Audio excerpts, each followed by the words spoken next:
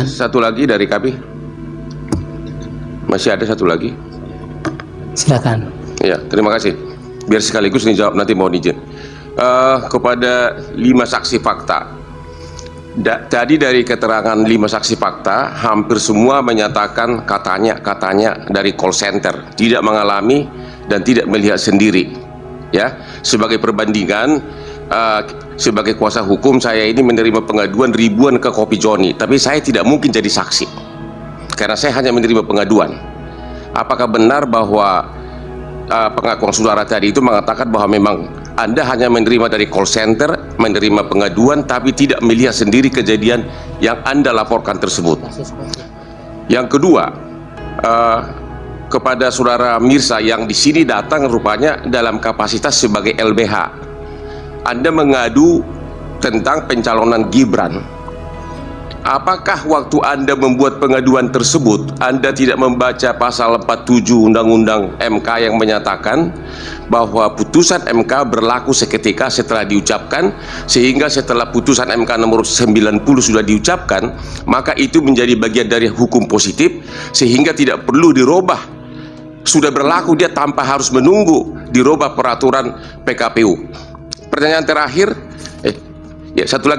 dua lagi terakhir.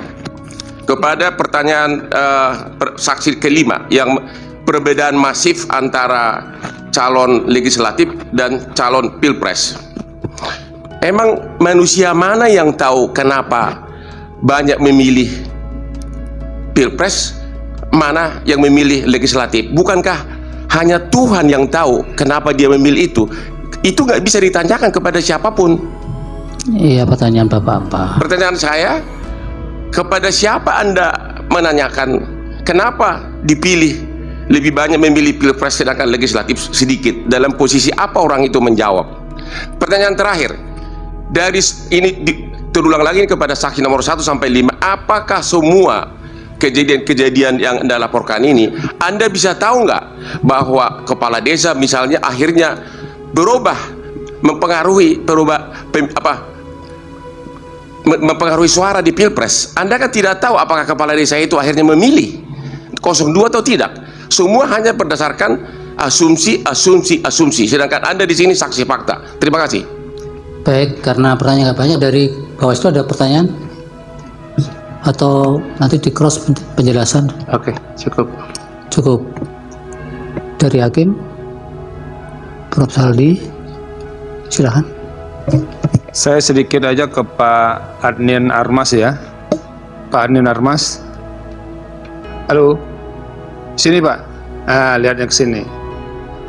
Siap, yang mulia. Tadi kan ada penjelasan atau keterangan, kesaksian, ada satu kelurahan, katanya kan, yang semuanya 01, 03 itu kosong, nggak ada suaranya. Itu kelurahan apa tadi Pak? Kelurahan Cileuksa. Cileuksa, Kecamatan Sukajaya. Kecamatan Sukajaya ya. Kabupatennya apa? Bogor. Oke, makasih Pak. Ada bukti nggak ini di Bapak? Ada Pak. Di P berapa disampaikan? Ini saya di sampaikan. Permohonan. Pak kuasa hukum, tunggu dulu.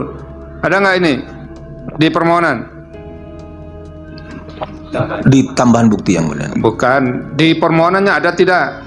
Pertanyaan hakim dijawab dulu Pak Wakil Kamal. Tidak ada. Tidak. Kalau ini kan fakta yang terungkap di persidangan, ya. Nanti Bapak lihat kan ya buktinya di situ. Nanti akan kita cross check dengan KPU. Benar atau tidak itu satu kelurahan suara 01, 03 itu kosong. Ada nggak bisa diminta Bapak bawa nggak itu buktinya sekarang? Ada Pak di HP saya dari foto C hasil. Itu gimana kami mau dapatnya itu Pak? Iya, saya kirim ke. Nanti begini, Bapak usahakan itu menjadi barang yang tercetak, di print ya. Iya, nanti Pak, akan kita cross check ke sebelah ini di KPU. Nanti coba dibuktikan, ini kan sudah apa nih, Cileusa, kecamatan dan segala macamnya itu satu kelurahan. Benar nggak itu kosong ya? Tolong Pak Hasim ya. Jadi agar itu clear yang kayak begitu. Nanti kita bisa lihat di bukti kedua belah pihak. Terima kasih Pak Ketua. Ya, oke teman-teman, selamat datang kembali di channel ini. Untuk gugatan di pemilu tahun 2024 ini terus berlanjut, di mana kubu Ganjar dan juga kubu Anies menggugat hasil atau keputusan yang telah diumumkan oleh KPU pada 20 Maret kemarin. Mereka menyampaikan dugaan-dugaan kecurangan dan bukti-bukti supaya pemilu tahun 2024 ini dibatalkan dan dilakukan pemilihan ulang. Dan salah satu yang menjadi permohonan mereka kepada Mahkamah Konstitusi yaitu untuk mendiskualifikasi pasangan calon nomor urut 2 Prabowo Gibran di pemilihan ulang nantinya. Atau salah satunya yaitu Gibran yang didiskualifikasi. Nah teman-teman, apakah ini nanti akan dikabulkan oleh Mahkamah Konstitusi tentang permohonan mereka ini? Dan tentu itu harus disertai dengan bukti yang akurat, satu fakta yang jelas, sehingga nantinya itu menjadi pertimbangan Mahkamah Konstitusi. Nah teman-teman, kita lihat ya apa yang disampaikan oleh Timnas Amin ini ditulis di CNN Indonesia, mengatakan bahwa Timnas Amin temukan modus kades minta warga tak ke TPS. Ini modus kades teman-teman. Nah kita lihat ini kades yang dari mana. Timnas Paslon nomor urut 1 Anies Baswedan Muhaimin Iskandar atau Amin mengungkapkan ada rencana para kepala desa kades di kawasan Sumatera dan Kalimantan yang memobilisasi warganya supaya tak ke tempat pemungutan suara TPS pada hari pencoblosan Pilpres 2024 pada Rabu 14 Februari esok. Nah teman-teman, ini ditulis ya sebelum pemilihan umum, dan Timnas Amin ini ya menduga bahwa ada modus yang dilakukan oleh kades supaya warganya tidak ya pergi ke TPS. Nah, Ketua Tim Hukum Timnas Paslon nomor urut 1 Anies Baswedan Muhaimin Iskandar atau Amin Ari Yusuf Amir mengatakan para kepala desa dan aparaturnya itu kemudian akan mencoblos kertas suara di TPS untuk kandidat tertentu. Laporannya sampai saat ini sudah masuk ke kami seperti ini, dengan memberikan imbalan uang. Kades itu meminta untuk supaya mereka tidak datang ke TPS, sementara kertas suara dicoblos semua oleh kades atau perangkatnya untuk calon tertentu, kata Ari di rumah Koalisi Perubahan Jalan Brawijaya Jakarta Selatan Selasa 13 Februari. Kalau ini kejadiannya di Papua namanya noken, ada aturannya, tapi ini bukan di Papua, tambahnya.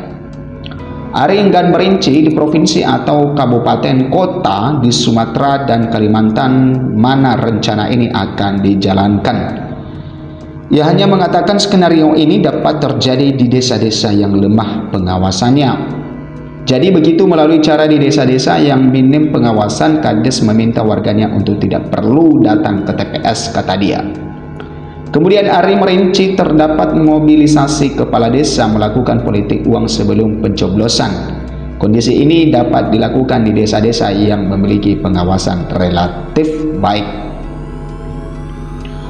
Sudah dilaporkan ke Bawaslu wilayah. Nah, ternyata teman-teman bahwa kejadian yang dilaporkan kepada Timnas Amin ini ya, dan Timnas Amin telah melaporkan ke Bawaslu ya wilayah setempat. Bagaimana dengan respon Bawaslu? Kita lihat. Ari mengatakan berbagai rencana pengerahan kades tersebut sudah dilaporkannya ke Bawaslu setempat, namun belum ada tindak lanjut dari pihak Bawaslu.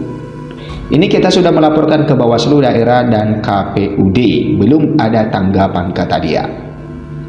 Tak hanya kepala desa, Ari mengatakan potensi kecurangan dapat dilakukan oleh petugas KPPS dengan berbagai modus, semisal melakukan mobilisasi massa yang tidak punya hak pilih untuk memilih, penggelembungan hingga pengurangan suara. Lalu ini juga sudah modus yang sudah setiap pemilu dilakukan. Ini akan dilakukan lagi, yakni melakukan pertukaran kotak hasil pemungutan suara dengan kotak hasil suara manipulasi untuk memenangkan calon tertentu. Nah, teman-teman, itulah dugaan-dugaan kecurangan yang ditemukan oleh Timnas Amin di pemilu tahun 2024 ini. Nah, apakah ini benar-benar terjadi atau tidak? Sedangkan Timnas Amin sudah melaporkan ke Bawaslu pada saat itu. Nah, mungkin hal-hal seperti ini yang dilaporkan atau yang diungkap oleh Timnas Amin di Mahkamah Konstitusi. Ya, kita tahu bahwa Timnas Amin dan juga Timnas dari Ganjar Mahfud yang menggugat keputusan KPU yang dinilai tidak sah, sehingga mereka meminta KPU atau meminta Mahkamah Konstitusi ya supaya ini dilakukan pemilihan ulang. Dan tentu Mahkamah Konstitusi punya pertimbangan dan juga pasti pihak Mahkamah Konstitusi melihat apakah data-data yang disampaikan di sengketa Pilpres di Mahkamah Konstitusi sudah benar-benar menjadi data yang valid, yang benar-benar terjadi.